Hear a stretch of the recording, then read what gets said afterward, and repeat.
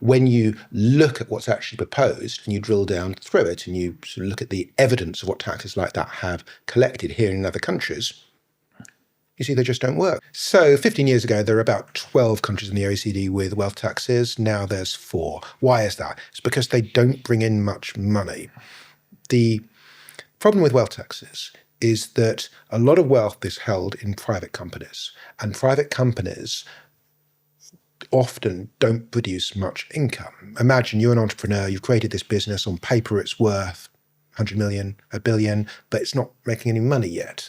So how do you fund payments on a wealth tax out of that? And the answer in most countries has been, well, let's exempt people like that and companies like that. But once you do that, suddenly people are going to sell their shares in public companies and buy private companies to escape the wealth tax, and your revenues fall, and the revenues have generally been small. The wealth taxes that are being proposed today are very different from historic wealth taxes. They don't apply to most people. They apply only to a very, very small number of people.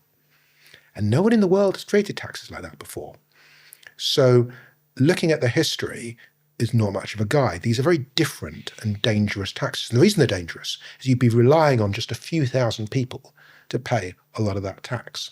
So they are exquisitely sensitive to people getting up and leaving. And leaving for someone worth £1 billion is very different from you or me leaving, because how many days do you spend in the UK every year? You probably spend like 340 days or something in the UK every year. Yeah. A billionaire probably spends like 100 days in the UK, tops.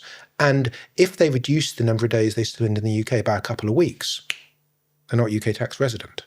So it's very undramatic for a billionaire to not be resident in the UK. It's very easy.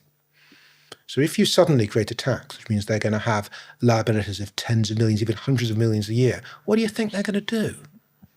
And historically, the wealth taxes haven't worked like that. They've raised very little money. They haven't seen big effects. The promise now is create new wealth taxes, which are very different, raise large amounts of money for a very small number of people, and we're not going to think too hard about how people will react to that. That's a bad policy error.